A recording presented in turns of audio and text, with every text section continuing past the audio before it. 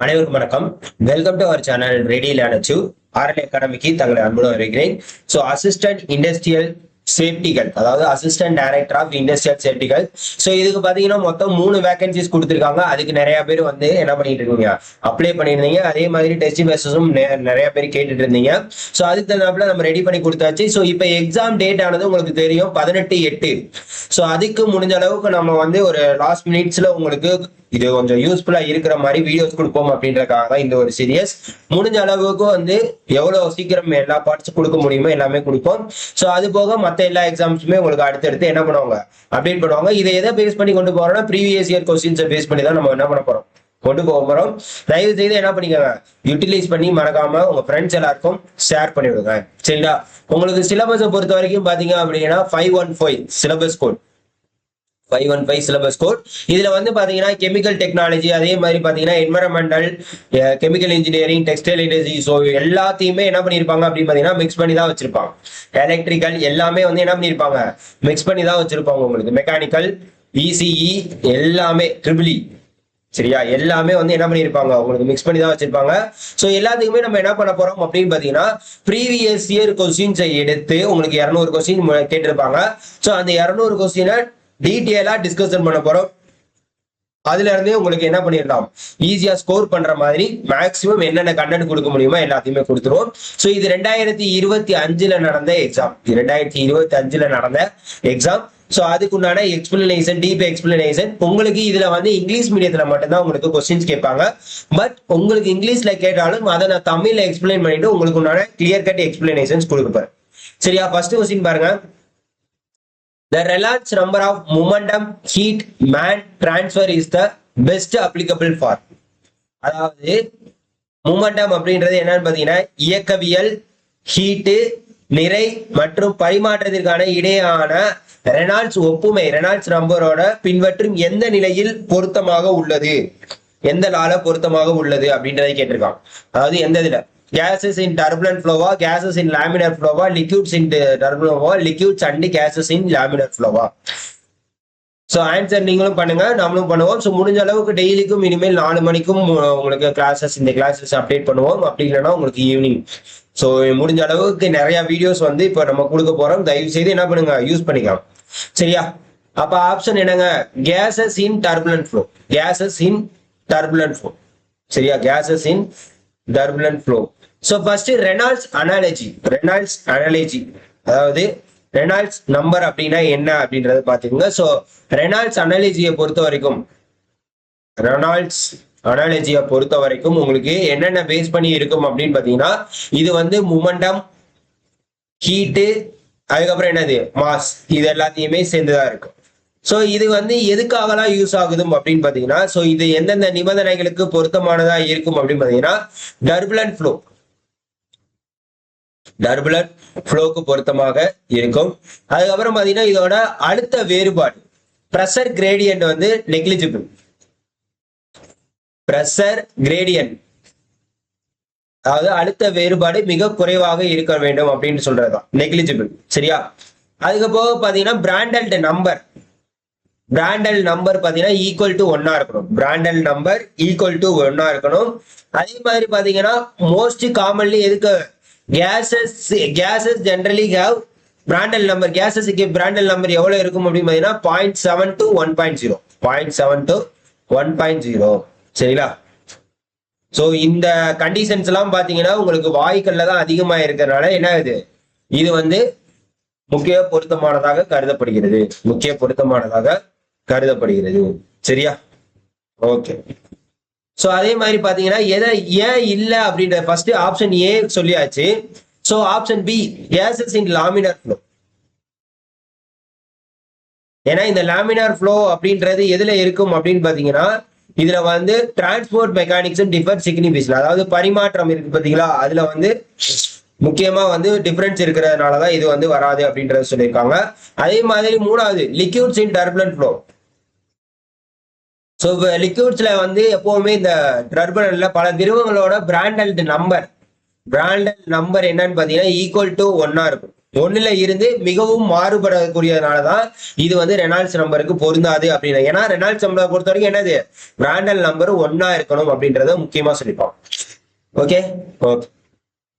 Next, in equimolar counter diffusion concentration variation along diffusion path. So Reynolds நம்பருக்கு formula என்னன்றதை பாத்துருமா, அதுவும் பார்க்காம போயிட்டோம் பாத்தீங்களா. ரெனால்ட்ஸ் நம்பருக்கு formula RE is equal to rho VD divided by mu. அதாவது இது என்னன்னு பாத்தீங்கன்னா டென்சிட்டி. இது என்னது டென்சிட்டி. V என்னது வெலாசிட்டி. V velocity. அப்ப கேபிட்டல் D என்ன சார், கேபிட்டல் D என்னன்னு பாத்தீங்கன்னா டயாமீட்டர் அல்லது கேரக்டரிஸ்டிக் லென்த். Characteristic length. அப்ப மியூ, மியூ வந்து டைனமிக் விஸ்காசிட்டி. மியூ வந்து டைனமிக் விஸ்காசிட்டி. சரியா. சோ இதை பொறுத்த வரைக்கும் உங்களுக்கு என்னென்ன நம்பர்லாம் வந்து வரும். சோ இதுல எடுத்துக்கிட்டீங்க அப்படின்னா உங்களுக்கு மேக்சிமம் என்னென்ன நம்பர்லாம் தெரிஞ்சுக்கிறோம் அப்படின்னு பாத்தீங்கன்னா ரெனால்ட்ஸ் நம்பர், அதுக்கப்புறம் பாத்தீங்கன்னா பிராண்டன் நம்பர், அப்புறம் நசல்ட் நம்பர். சோ இதெல்லாம் என்னென்ன அப்படின்ற டெஃபினிஷன் தெரிஞ்சு வச்சுமா நம்மளும் சொல்லிடுவோம். ரெனால்ட்ஸ் நம்பர்னா என்ன, பிராண்டல் நம்பர்னா என்ன, நசல் நம்பர்னா என்ன, ஸ்டாண்டர்ட் நம்பர்னா என்ன. கண்டிப்பா இதுல இருந்து கண்டிப்பா ஒரு 2 கொஸ்டினாச்சும் எதிர்பார்க்கலாம். ஸ்டாண்டர்ட் நம்பர்னா என்ன, ஸ்கிமிட் நம்பர்னா என்ன அப்படின்றத தெரிஞ்சுக்கோங்க. சரியா. ஓகே. ரெண்டாவது question, in equimolar counter diffusion concentration variation along diffusion path is. அதாவது என்ன கேட்டிருக்காங்க அப்படின்னு பாத்தீங்கன்னா சமமோலார் எதிர் திசை பரவல். சரிங்களா. சமமோலார் எதிர் திசை பரவல் நிகழ்வுல பரவல் பாதை முழுவதும், பரவல் பாதை முழுவதும் செறிவு எவ்வாறு மாறுபடுகிறது அதான் கேட்டிருக்காங்க. எந்த அடிப்படையில மாறுபடுகிறதுன்னு கேட்டிருக்காங்க. சோ இதுக்கு ஆன்சர் என்ன, ஆன்சர் லீனியர். Answer linear. சரியா. அப்ப லாகர்தமிக் வராதா அப்படின்னு பாத்தீங்கன்னா இது பொதுவாக எங்க இருக்கும் பாத்தீங்கன்னா diffusion through the stagnant films. So இந்த லாகர்தமிக் என்னன்னு பாத்தீங்கன்னா ஸ்டாக்னட் பிலிம்ஸ்ல தான் வந்து என்ன ஆகும், ஃப்ளோ அதுலதான் காணப்படும். அப்ப இது வராது. அடுத்து எக்ஸ்போனன்சியல். எக்ஸ்போனன்சியல் அப்படின்றது என்னன்னு பாத்தீங்கன்னா நிலையற்ற பரவல். சரிங்களா. Transient diffusion, transient diffusion. So இதெல்லாம் பாயிண்ட் நோட் பண்ணிக்கோங்க. எக்ஸ்போனன்சியல்னா டிரான்சியன்ட் டிஃப்யூஷன், லாகர்தமிக்னா ஸ்டாக்னட்ல தான் வரும். சரியா. அப்ப உங்களுக்கு என்ன வரும், ஈக்குவலார் கவுண்டர் டிஃப்யூஷன்னா லீனியர்ல வரும். சரிங்களா, லீனியர்ல வரும். அதே மாதிரி இன்வேரியன்ட். என்னது இன்வேரியன்ட்னா என்னது, பவுண்டரிஸ், 2 பவுண்டரிஸ்க்கு இடையில இருக்கக்கூடியது. இது கான்ஸ்டன்டா இருக்காது. சரியா, அதைத்தான் சொல்றான். கிளியராங்க. அப்ப அந்த சமமோலார் எதிர் திசை பரவல் அப்படின்னா என்ன, இந்த ஈக்குவலார் கவுண்டர் டிஃப்யூஷன் அப்படின்னா என்ன, ஈக்குவலார் கவுண்டர் டிஃப்யூஷன்னா என்ன. சோ 2 கூறுகளும், அதாவது ஈக்குவலார் கவுண்டர் டிஃப்யூஷன் அக்யூர்ஸ் எங்க நடக்கும் அப்படின்னு பாத்தீங்கன்னா when 2 components diffuse. அதுல டெஃபினிஷன்லயே சொல்லிருப்பாங்கல்ல, 2 components diffuse in opposite direction, diffuse in opposite directions at equal molar rates, at equal molar rates.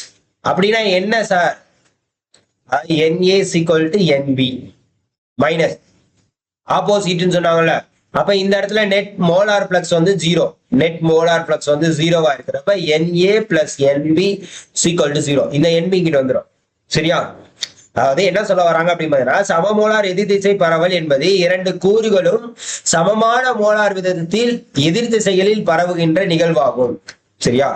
So அந்த நிகழ்வுல தான் என்னது Na is equal to minus Nb அப்படின்றத சொல்லியிருப்போம். அதனாலதான் மோலார் பிளக்ஸ் 0 ஆகுறப்ப என்னது, அதாவது மொத்த மோலார் ஓட்டம் 0 ஆகுறப்ப Na plus Nb equal to 0. So இது ஸ்டெடி ஸ்டேட் கண்டிஷன், அதாவது நிலையான நிலையில இது எப்படி இருக்கும் அப்படின்னு பாத்தீங்கன்னா உங்களுக்கு உண்டான constant temperature, constant pressure, constant diffusivity. வெப்பநிலை மாறாம இருக்கும், அழுத்தம் மாறாமல் இருக்கும், பரவல் குணம் மாறாம இருக்கும். சரியா. அதாவது கெமிக்கல் ரியாக்ஷன் இல்லாம இருக்கக்கூடிய பட்சத்தில். சரியா. அப்ப ஃபிக்ஸோட ஃபர்ஸ்ட் லா, ஃபிக்கோட ஃபர்ஸ்ட் லா. சோ இது கேட்டிருக்காங்க, இதனால ஞாபகம். ஃபிக்கோட ஃபர்ஸ்ட் லா அதுல என்ன சொல்றாங்க, என்ன கொடுக்குறாங்க அப்படின்னு பாத்தீங்கன்னா Na is equal to minus of dAb is equal to dCA divided by dZ. So இந்த dAb இந்த Na வந்து கான்ஸ்டன்ட். இது என்னன்னு பாத்தீங்கன்னா கான்சென்ட்ரேஷன் கிரேடியன்ட். இது என்னன்னு பாத்தீங்கன்னா கான்சென்ட்ரேஷன் கிரேடியன்ட். இது ஆல்சோ என்னது கான்ஸ்டன்ட் தான். இது ஆன்சர் என்னது கான்ஸ்டன்ட் தான். ஸோ அப்ப இது எதுல வரும் அப்படின்னு பாத்தீங்கன்னா ஸ்ட்ரெயிட் லைன் ஆர் லீனியர் வேரியேஷன்ல வரக்கூடியதாக இருக்கும். கிளியராங்க? கிளியரா? ஸோ அப்ப NA என்னங்க? NA என்னன்னு பாத்தீங்கன்னா molar diffusion flux at component A. Molar diffusion flux at molar diffusion flux at component A. DAB அப்படின்றது என்னன்னா binary diffusion coefficient. Binary diffusion coefficient. CA concentration of component A. Concentration of component A. Z என்ன? Diffusion path length. Diffusion path length. சரியா? So எதுக்கு என்னென்ன விளக்கம் அப்படின்றதை கண்டிப்பா தெரிஞ்சிருக்கணும். சரியா? அடுத்து a material contain water on wet basis. What is the moisture content of the material on dry basis? அதாவது ஒரு பொருளோட ஈர அடிப்படையில அது என்னவா இருக்கா? 20% ஈரப்பதமா இருக்கா. இப்ப உலர் அடிப்படையில எவ்வளவு இருக்கும்? ஈர அடிப்படையில 20%னா உலர் அடிப்படையில எவ்வளவு இருக்கும்? சோ இத பேசிக்கா தெரிஞ்சுக்க வேண்டிய என்னன்னா ஈர அடிப்படையில இருக்கிறப்ப அதோட உலர் அடிப்படையில அதிகமா இருக்குமா கம்மியா இருக்குமா அப்படின்றத ஃபர்ஸ்ட் கண்டிப்பா பாத்துக்கணும். சோ என்ன இருக்கும்? கம்மியா தான் இருக்கும். அப்ப 33% வருமா? 33% அப்படின்றது என்னது? வராது. 33% அப்படின்றது வராது. சோ இதுக்குண்டான ஃபார்முலா என்னங்க? இதுக்குண்டான ஃபார்முலா என்ன அப்படின்னு பாத்தீங்கன்னா try basis, moisture content on try basis அப்படின்னு எடுத்துக்கிட்டீங்க அப்படின்னா இதுக்குண்டான formula XD is equal to mass of water and mass of dry solid. Mass of dry solid into 100 into 100 into 100. இப்போ உங்களுக்கு தெரியும் என்ன தெரியும்? Material content 20% of water. அப்ப 80% of என்ன இருக்கும்? சாலிட் இருக்கும். 20% வாட்டர்னா 80% என்னவா இருக்கும்? சாலிடா இருக்கும். அப்ப XDக்கு என்ன? XDக்கு சப்ஸ்டிட்யூட் பண்ணிடுங்க. XD is equal to mass of water எவ்வளவு? 20%. அதுக்கப்புறம் ட்ரை சாலிடுக்கு 80% வேலை இன்ட்டு 100. பர்சன்டேஜ்ல கணக்கு பண்றப்ப இன்ட்டு 100. 1 0 1 0 1 2 4 100/4 என்னது? 25%. என்ன பர்சன்டேஜ்? 25%. அப்ப ஆன்சர் என்னங்க வரும்? ஆப்ஷன் பி தான் வரும். ஆப்ஷன் பி தான் வரும். கிளியராங்க? இதுதான் நீரோட நிறை எவ்வளவு? மொத்த நிறைய வந்து 100 kgன்னு கருதிக்கணும். உலர் பொருளோட நிறை 80ன்னு கருதிக்கணும். சரியா? அதாவது உங்களுக்கு மாஸ் ஆஃப் வாட்டர் என்ன எடுத்துக்கணும்? 20 kgன்னு எடுத்துக்கணும். அதை வந்து 80 kgன்னு எடுத்துக்கணும். சரியா? நீரோட நிறை 20 kg, உலர் பொருளோட நிறை என்னது? 80 kg அப்படின்றத சோ மொத்த நிறை 100 kgன்னு எடுத்துக்கலாம். சோ இது வந்து அசியூம் பண்ணி தான் நம்ம வந்து கண்டுபிடிக்கணும். சரிங்களா? அசியூம் பண்ணி தான் நம்ம கண்டுபிடிக்கணும். சோ இதை வந்து பேசிக்கா ஃபார்முலால எப்படி எழுதுவாங்க அப்படின்னு பாத்தீங்கன்னா moisture content wet basis equal to என்னது? XW W/W plus 3 into 100. அதாவது இது என்னன்னு பாத்தீங்கன்னா வெட் பேசிஸ். சரியா? வெட் பேசிஸ் ஃபார்முலா. வெட் கேட்டாங்கன்னா இது. ட்ரை பேசிஸ்னா இப்ப நம்ம பார்த்தோம்ல, ட்ரை பேசிஸ்னா என்னது? XD is equal to W/D. mass of water divided by mass of dry solid into 100. So ஃபார்முலால தயவு செய்து பார்த்து வச்சுக்கோங்க. கண்டிப்பா என்ன பண்ணுவாங்க? கேட்பாங்க. சரியா? ஓகே, கிளியராங்க? ரைட். Next question.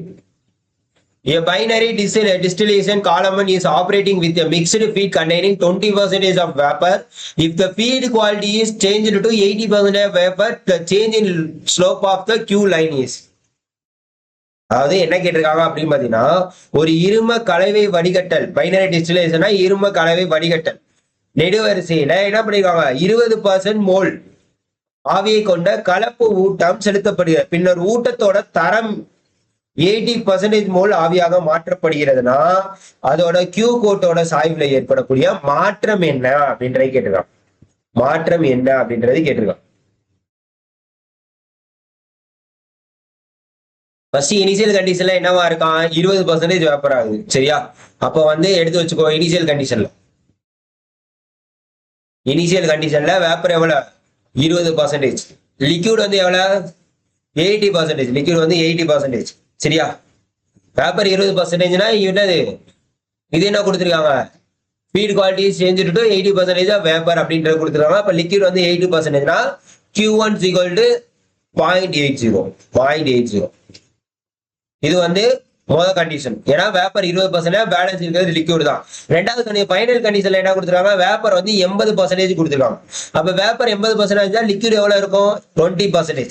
அப்ப Q2 is equal to 0.20. இதை வந்து டிவைட் பை 100. சரியா?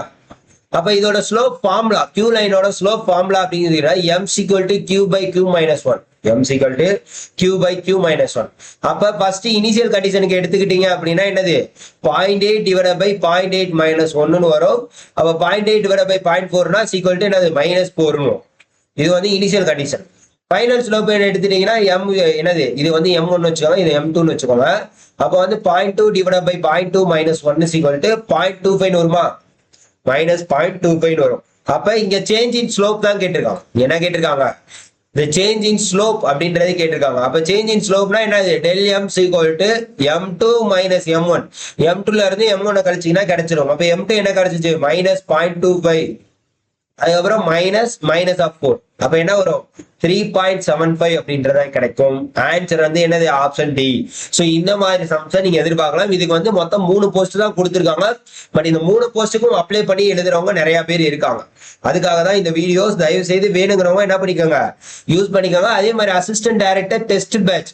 ஸோ இதே மாதிரி உங்களுக்கு டிஎன்பிஎஸ்சி ஸ்டாண்டர்ட்ல கொஸ்டின்ஸ் ரெடி பண்ணி தான் நம்ம வச்சிருக்கோம். சாம்பிளை பாருங்க. இது வந்து உங்களுக்கு யூனிட் 3ல கொடுத்துருக்கோம்.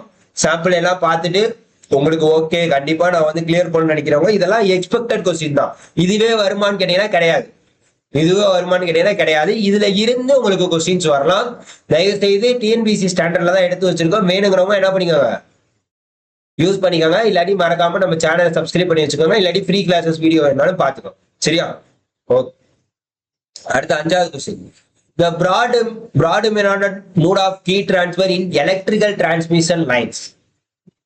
அது மின்சார பரிமாற்ற கம்பிகள்ல வெப்ப முக்கியமான முறை, வெப்ப முறை. சோ கண்டக்ஷனா, கன்விக்ஷனா, ஃபோர்ஸ் இருக்காது. சோ இது மின்சாரத்துல என்னன்னு பாத்தீங்கன்னா நேச்சுரல் கன்விக்ஷன். Natural conviction.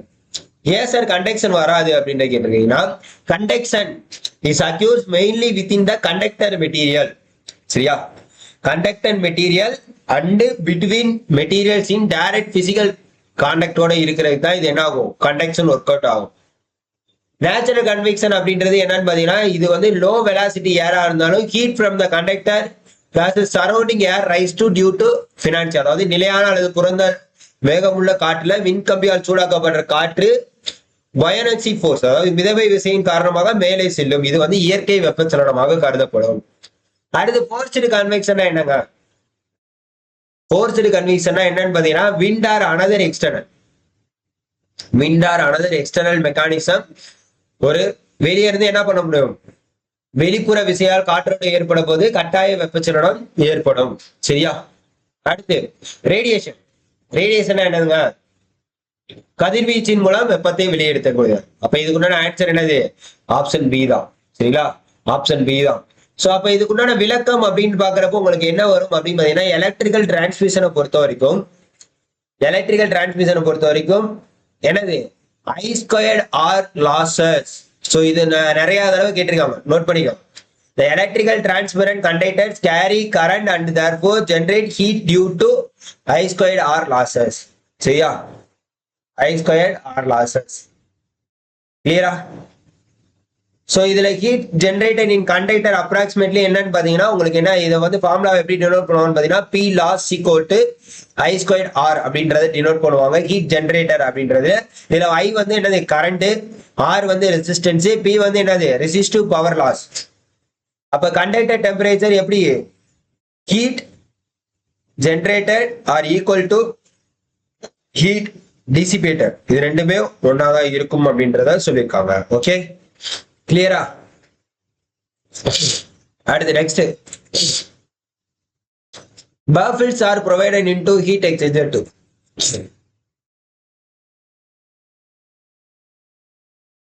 அதாவது வெப்ப பரிமாற்றியில் தடுப்பு தகடுகள், பஃபல்ஸ் அப்படின்றது என்னன்னு பாத்தீங்கன்னா தடுப்பு தகடுகள், தடுப்பு தகடுகள். சோ ஹீட் எக்ஸ்சேஞ்சர்ல சாரி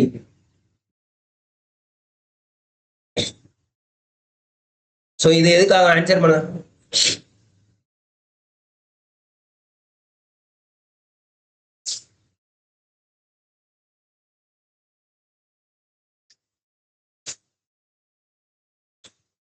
ஆன்சர் என்ன பாத்தீங்கன்னா இன்க்ரீஸ் ஹீட் டிரான்ஸ்பர் ரேட், வெப்ப பரிமாற்ற வீதத்தை அதிகரிப்பதற்காக. சரியா, வெப்ப பரிமாற்ற வீதத்தை அதிகரிப்பாக, இது வெப்ப பரிமாற்ற வீதத்தை குறைப்பதற்காக, அழுக்கை குறைப்பதற்காக, அதிர்வை குறைப்பதற்கு. Okay,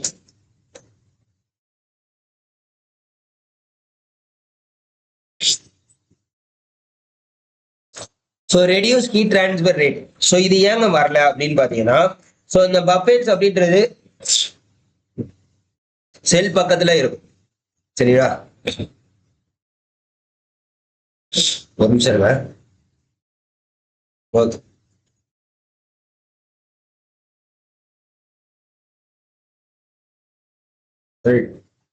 so increase heat transfer, reduce heat transfer. So இந்த ரெடியூஸ் கேட் டிரான்ஸ்பர் தவறு. ஏன்னா பஃபெல்ஸ் அப்படின்றது செல் பக்கத்துல உள்ள கலக்க ஓட்டத்தை அதிகரித்து திரவ கலப்பை மேம்படுத்தும் மூலமா வெப்ப பரிமாற்றத்தை என்ன அதிகரிச்சிடும். செல்லு தான் இதுக்கு யூஸ் ஆகும். இதுக்கு வந்து செல்லு தான் யூஸ் ஆகும் ரெடியூஸ் ஹீட் டிரான்ஸ்பர். ரைட்டா, இந்த இது correct. Increase heat transfer rate correct. இதுக்குள்ள எக்ஸ்பிளனேஷன் நம்ம பார்ப்போம். அடுத்து பஃபெல்ஸோட முதன்மை நோக்கம் அப்படின்றது என்னன்னு பாத்தீங்கன்னா அழுக்குகளை நீக்குவதற்கு கிடையாது. சரியா, அதே மாதிரி இந்த ரிமூவ் டாட் அப்படின்றது என்னன்னு பாத்தீங்கன்னா ஃபவுலிங்கை கட்டுப்படுத்த, ஃபவுலிங் மெத்தடை கட்டுப்படுத்த தான் என்ன பண்ணியிருப்பாங்க, முறையான சுத்தம் மற்றும் பராமரிப்பு கண்டிப்பா தேவைப்படும். சரியா, அதே மாதிரி பாத்தீங்கன்னா ரெடியூஸ் வைப்ரேஷன் அப்படின்றது என்னன்னு பாத்தீங்கன்னா பஃபெல்ஸ்ல ஒரு டியூப் சப்போர்ட் கொடுப்பாங்க. அந்த டியூப் சப்போர்ட் மூலயமா தான் என்ன பண்ணுவாங்க, வைப்ரேஷனை ரெடியூஸ் பண்ணுவாங்க. சரிங்களா, வைப்ரேஷனை ரெடியூஸ் பண்ணுவாங்க. கிளியரா? ஓகே, இப்போ வந்து என்ன பண்ண போறோம் அப்படின்னு பாத்தீங்கன்னா இந்த ஹீட் எக்ஸ்சேஞ்சர்ல பஃபெல்ஸ் அது என்ன பண்ணுது அப்படின்றத நம்ம கண்டிப்பா பார்க்கிறோம். என்ன பண்ணும் அப்படின்றத நான் உங்களுக்கு எக்ஸ்பிளைன் பண்றேன். ஸோ இங்கிலீஷ்ல சொல்றேன், தமிழ்ல என்ன பண்றேன் எக்ஸ்பிளைன் பண்றேன். Baffles are commonly used in shell and tube getting. அதாவது செல்லிலையும் டியூப் கெட்டிங்லையும் தடுப்பு தகடுகள் முக்கியமாக பயன்படுத்தப்படுகிறது. ஸோ அதே மாதிரி இதோட பிரைமரி ஃபங்க்ஷன் என்ன அப்படின்னு பாத்தீங்கன்னா பிரைமரி ஃபங்க்ஷன் முக்கியமான நோக்கம் செல் பக்கத்துல உள்ள திரவ குழாய்களுக்கு இணையாக நேராக செல்வதை தடுத்து குழாய்களுக்குள்ளே குறுக்காக, அதாவது கிராஸ் ஃப்ளோல பாயுமாறு செய்கின்றன. எது இந்த தடுப்பு செல்கள், அதாவது நேரா செல்வதை தடுத்து குழாய்களை குறுக்கா பாயுமாறு செய்கின்றன அப்படின்றது. ஸோ இதனால என்ன நடக்கும் அப்படின்னு பாத்தீங்கன்னா ஃப்ளூயிடோட டர்புலன்ஸ் அதிகரிக்கும். ஃப்ளூயிடோட டர்புலன்ஸ் வந்து அதிகரிக்கும், கலக்க ஓட்டமானது அதிகரிக்கும். அடுத்து செல் சைட் வெலாசிட்டி, திரவத்தோட வேகம் அதிகரிக்கும். அதுக்கப்புறம் என்ன நடக்கும் பாத்தீங்கன்னா ரெடியூஸ் ஸ்டாக்னன்ட் ரீஜன், தேங்கி நிற்கும் பகுதிகள் வந்து குறையும். வெப்ப பரிமாற்ற குணகம், அதாவது ஹீட் டிரான்ஸ்பர் கோஎஃபிஷியன்ட், சரியா, ஹீட் டிரான்ஸ்பர் கோஎஃபிஷியன்ட் அப்படின்றது என்ன இருக்கும் உங்களுக்கு, அதுவும் அதிகரிக்கும். அதே மாதிரி ஹீட் டிரான்ஸ்பர் வெப்ப பரிமாற்றம், அதுக்கப்புறம் பாத்தீங்கன்னா வெப்ப பரிமாற்ற குணகம், ஹீட் டிரான்ஸ்பர் கோஎஃபிஷியன்ட்னா வெப்ப பரிமாற்ற குணகம் அப்படின்றத ஞாபகம் வச்சுக்கோங்க. ஹீட் டிரான்ஸ்பர் என்ன இருக்கும், அதிகமா இருக்கும். ஸோ ஹீட் டிரான்ஸ்பருக்கு ஃபார்முலா என்னங்க, ஹீட் டிரான்ஸ்பர். ஸோ இதுவும் டைரக்டா கேட்பாங்க. என்னன்னு பாத்தீங்கன்னா Q = UA delta T IM. அதாவது Q என்னன்னு பாத்தீங்கன்னா ஹீட் டிரான்ஸ்பர் ரேட். U என்னன்னு பாத்தீங்கன்னா overall heat transfer coefficient. A என்பது ஏரியா, ஹீட் டிரான்ஸ்பர் ஏரியா. இந்த டெல்டா DIM அப்படின்றது பாத்தீங்கன்னா LMTD. அதாவது சார் LMTDனா லாகரிதமிக் மீன் டெம்பரேச்சர் டிஃபரன்ஸ். ஸோ இதெல்லாம் டைரக்டா வந்து கேட்டிருக்காங்க, லாகரிதமிக் மீன் டெம்பரேச்சர் டிஃபரன்ஸ். சரியா, ஸோ பஃபெல்ஸ் எதுக்காக யூஸ் ஆகுது அப்படின்னு பாத்தீங்கன்னா டர்புலன்ஸ் அதிகரிக்கவும் ஹீட் டிரான்ஸ்பர் அதிகரிக்கவும் தான். சரியா, ஓகே. 7வது question, when the heated surface is submerged fluid. அதாவது இதெல்லாம் ஒரிஜினல் கொஸ்டின் பேப்பர் பாத்துக்கோங்க. ஸோ இதே மாதிரி உங்களுக்கு டெஸ்ட் பேட்ச் வேணும்னு நினைச்சீங்கன்னா தாராளமா யூஸ் பண்ணிக்கோங்க. உங்களுக்கு 18ஆம் தேதி எக்ஸாம், யாராச்சும் இதுக்கு அப்ளை பண்ணீங்கன்னா தாராளமா இதை யூஸ் பண்ணிக்கோங்க. சரிங்களா, 18ஆம் தேதி இதுக்கு உங்களுக்கு exam. Okay. When the heated surface is submerged flow, the surface of liquid to process is called. So answer பண்ணுங்க. அதே மாதிரி நம்மளோட டெஸ்ட் பேஜ் என்ன பண்ணிக்கலாம்னா உங்களுக்கு கொஸ்டின்ஸ் தனியா ஆன்சர்ஸ் தனியா கொடுத்துருப்போம். கொஸ்டின்ஸை வச்சு நீங்க டெஸ்ட் எழுதி பார்த்துக்கலாம். அப்போ ஆன்சர் எக்ஸ்பிளனேஷன் வச்சு டைரக்டா படிச்சுக்கலாம். கிளியராங்க? ஸோ இது வந்து உங்களுக்கு பிடிஎஃப் தான் கொடுக்கப்படுகிறது. ஸோ வேணுங்கிறவங்க யூட்டிலைஸ் பண்ணிக்கோங்க. உங்களுக்கு இதுல என்ன பண்ணிருப்போம், முடிஞ்ச அளவுக்கு தமிழ் அண்ட் இங்கிலீஷ்ல கொடுத்துருப்போம். சரிங்களா, உங்களுக்கு இதுல வந்து தமிழ் அண்ட் இங்கிலீஷ்லயும் வரும். ஸோ அதை நீங்க வந்து நோட்டிபிகேஷன்ல பாத்துக்கலாம். அதே மாதிரி சாரி தமிழ்ல இங்கிலீஷ்ல மட்டும்தான் வரும். சரியா, இதுல வந்து இங்கிலீஷ்ல மட்டும்தான் கொஸ்டின்ஸ் வரும். தாராளமா வேணுங்கிறவங்க என்ன பண்ணிக்க யூஸ் பண்ணிக்கலாம். சரியா, 7வது question. When the heated surface is surprised to flow the free surface of liquid, the process is called. Process is called. அதாவது ஒரு வெப்பப்படுத்தப்பட்ட சர்ஃபேஸ் ஒரு திரவத்தின் தடையற்ற மேற்பரப்பிற்கு கீழே முழுமையாக மூழ்கி இருக்கும் போது நடைபெறும் கொதிநிலை செயல்பாடு. ஒரு ஹீட்டட் சர்ஃபேசஸ் கிட்ட ஒரு திரவத்தோட தடையற்ற மேற்பரப்பிற்கு கீழே முழுமையா மூழ்கிது அப்படின்னா அந்த டைம்ல நடக்கக்கூடிய கொதிநிலை செயல்முறை பூல் பாயிலிங். அதாவது கோல் பாயிலிங்னா திரவ தேக்க கொதிநிலை, பல்க் பாயிலிங்னா மொத்த திரவ கொதிநிலை, சப்கூல்டுனா துணை குளிர்விக்கப்பட்ட கொதிநிலை, லோக்கல் பாயிலிங்னா உள்ளூர் கொதிநிலை அப்படின்றத கொடுத்துருக்காங்க. கரெக்டான ஆன்சர் என்ன அப்படின்னு பாத்தீங்கன்னா பல்க் பாயிலிங் வராது, சப்கூல்டும் வராது, லோக்கல் பாயிலிங் வராது. ஆப்ஷன் ஏ தான் கரெக்ட். ஆப்ஷன் ஏ தான் வந்து என்னது கரெக்ட். சரிங்களா, சோ இந்த பூல் பாயிலிங் அப்படின்னா என்னங்க, பூல் பாயிலிங் அப்படின்னா என்ன, பூல் பாயிலிங். சோ அந்த சப்மெர்ஜ்ல இருக்கிறப்ப என்ன இருக்கு, pool boiling is the process of boiling process. இது வந்து என்னன்னு பாத்தீங்கன்னா பாயிலிங் ப்ராசஸ். சரிங்களா, சோ அதாவது என்னன்னு பாத்தீங்கன்னா ஒரு வெப்பப்படுத்தப்பட்ட மேற்பரப்பு திரவத்திற்குள் மூழ்கி இருக்கும் போது அந்த திரவம் கட்டாயமாக ஓடாமல் இயற்கையான இயக்கம் மற்றும் குமிழிகளின் இயக்கம் மூலம் கொதிக்கும் செயல்முறையாக கருதப்படுகிறது. Pool boiling is the boiling process in which heated surface is immersed in a liquid that is not being forced to the flow to the surface அப்படின்றத சொல்லியிருக்காங்க. அதே மாதிரி இந்த liquid surrounding the heated surface stagnate or moves due to, அதாவது அந்த அழுத்தம் அப்படின்றது ஒரு இடத்துல நிக்கிறதோ இல்ல மூவ் ஆகுறதோ எதனால அப்படின்னு பாத்தீங்கன்னா 3 ரீசன் இருக்கு. ஒண்ணு வந்து நேச்சுரல் கன்வெக்ஷன், இன்னொன்னு பாத்தீங்கன்னா புயான்சி ஃபோர்ஸ், இன்னொன்னு பபிள் மோஷன். சரியா, ஓகேவாங்க. சோ இதுலயே வந்து பாத்தீங்கன்னா முக்கியமா வந்து உங்களுக்கு டிஃபரன்ஸ் எல்லாம் கேட்பாங்க. டிஃபரன்ஸ்னா என்ன அப்படின்னு பாத்தீங்கன்னா அது வந்து உங்களுக்கு ஹீட்டட் சர்ஃபேஸ்ல அது மூழ்கி இருக்கா இல்ல ஃப்ளோ ஆகுதா, அதே மாதிரி ஃபோர்ஸ்டு ஃப்ளோ இருக்கா இல்லையா, மெயின் லிக்விட் வெர்ஷன் எது யூஸ் ஆகுது, எக்ஸாம்பிள் என்ன அப்படின்றத கேட்பாங்க. ஓகே, அதையும் சொல்லிடுவா. சோ என்னன்னு பாத்தீங்கன்னா ஃபர்ஸ்ட் ஃபீச்சர், அடுத்து வந்து பாத்தீங்கன்னா போல் பாயிலிங், அடுத்து ஃப்ளோ பாயிலிங். சோ ஃபீச்சர் என்னன்னு பாத்தீங்கன்னா ஹீட்டட் சர்ஃபேஸ் இருந்துச்சு அப்படின்னா லிக்விடுக்குள்ள என்ன ஆகும், இமர்ஸ்டு இன் லிக்விட் மூழ்கிடும். சரியா, அதே மாதிரி ஃப்ளோ பாயிலிங்கா இருந்துச்சுன்னா இங்க என்ன இருக்கும், லிக்விட் ஃப்ளோ ஆயிரும். Liquid flows through the heated surface மேலேயே ஃப்ளோ ஆயிரும். சரியா, இப்போ சப்போஸ் ஃபோர்ஸ்டு ஃப்ளோ கொடுத்தோம் அப்படின்னா என்ன நடக்கும், ஃபோர்ஸ்டு ஃப்ளோ நடத்தோம்னா இங்க வந்து பாயிலிங் ஆகாது. நோ, இங்க வந்து ஃப்ளோ பாயிலிங் எஸ் நடக்கும். சரியா, அடுத்த மெயின் லிக்விட் மோஷன் என்ன அப்படின்னு பாத்தீங்கன்னா இதுல வந்து நேச்சுரல் கன்வெக்ஷனும் பபிள்ஸும், இங்க வந்து ஃபோர்ஸ்டு கன்வெக்ஷன். அதாவது நேச்சுரல் கன்வெக்ஷனா என்னன்னு பாத்தீங்கன்னா இயற்கை வெப்பச்சலனம், அதுவா ஹீட் குறைகிறது. ஃபோர்ஸ்டு கன்வெக்ஷனா கட்டாய வெப்பச்சலனம். சரியா, okay. Next, the overshoot decreases as the value of damping parameter. Answer பண்ணுங்க. The overshoot decreases as the value of damping parameter.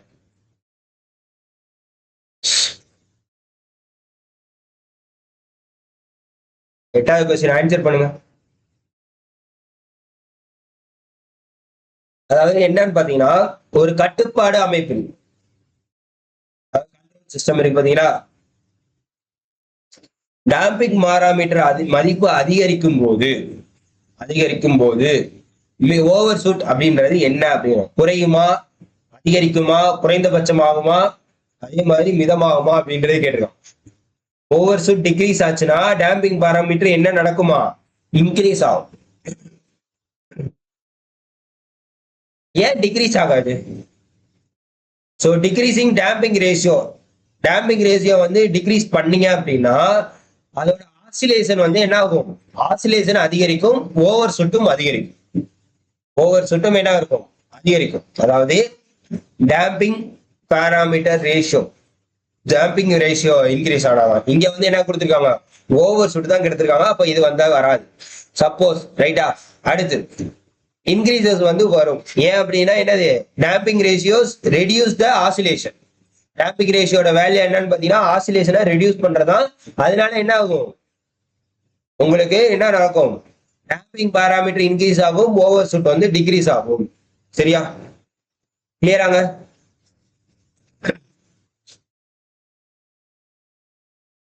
So first இந்த ஃபார்முலாலாம் என்ன அப்படின்றத பார்த்துக்கோங்க. Formula, so first underdamped சிஸ்டம்னா என்ன, டேம்ப்டு சிஸ்டம் இதுக்கெல்லாம் வந்து ஃபார்முலா ஒரு டேபிளே கொடுத்துருப்பாங்க, எல்லாருக்குமே தெரியுதான். சரியா, அதாவது damping ratio, damping ratio system எப்படி இருக்கும், ஓவர் ஷூட் எப்படி இருக்கும். அதாவது டேம்பிங் ரேஷியோ இப்படிதான் டினோட் பண்ணுவாங்க, ஒரு சி மாதிரி போட்டிருப்பாங்க. ஜீரோவா இருந்துச்சுன்னா undamped system, maximum or continuous oscillation, maximum oscillation. அதே மாதிரி உங்களுக்கு டேம்ப்டு சிஸ்டம் வந்து இந்த 0 to 1 இருந்துச்சுன்னா அதுவும் என்ன இருக்கு, அண்டர் டேம்ப்டு, அண்டர் டேம்ப்டு. இதுல வந்து என்ன, ஓவர் ஷூட் வந்து பிரசன்ட் ஆயிருக்கு. இது சி -1 இருந்துச்சுன்னா, சி ஈக்குவல் டு 1 இருந்துச்சுன்னா கிரிட்டிக்கலி டேம்ப். இதெல்லாம் வந்து பொறுத்துக்களை கேட்பாங்க. சி ஈக்குவல் டு 1னா கிரிட்டிக்கல் டேம்ப், அந்த டேம்பிங் ரேஷியோ 0னா அன்டேம்ப்டு. இந்த 0 to 1 இருந்துச்சுன்னா அண்டர் டேம்ப்டு. அதே மாதிரி பாத்தீங்கன்னா கிரேட்டர் தன் 1 இருந்துச்சுன்னா ஓவர் டேம்ப். ஸோ இந்த கிரிட்டிக்கலி டேம்ப்லையும் ஓவர் டேம்ப்லையும் பாத்தீங்கன்னா ஓவரால் என்ன வரும், ஓவர் ஷூட் 0 தான் வரும், 0 தான் வரும். கிளியரா, ஓகேவா? Next question. The characteristic equation of the process control system is so s squared plus 30s squared plus k plus 200s plus 40k. Find the value of gain for which system cost is installed. So இந்த 2 question என்ன பண்ணுங்க அப்படின்னு பாத்தீங்கன்னா homework கொஸ்டினா எடுத்துக்கோங்க. சரியா, நம்மளால கொஞ்சம் இது பண்ண முடியல, இது ஹோம்ஒர்க் கொஸ்டினா எடுத்துக்கோங்க. இது 2க்கும் உண்டான சொல்யூஷனை ஆன்சரை நீங்க கீழே பண்ணுங்க. அடுத்த வீடியோல இது 2யும் சொல்யூஷன் சொல்லிட்டு அடுத்து பேலன்ஸ் இருக்கிற கொஸ்டின்ஸை உங்களுக்கு நம்ம பார்ப்போம். சரியா, ஸோ தொடர்ந்து 10 கொஸ்டின் இல்லை 20 கொஸ்டின்ஸ் கண்டிப்பா பார்ப்போம். அது நீங்க எந்த அளவு சப்போர்ட் பண்றீங்கன்றதை வச்சுட்டு தான் அடுத்து என்ன பண்ணுவோம், அடுத்தடுத்தது அப்டேட் பண்ணுவோம். So thank you so much.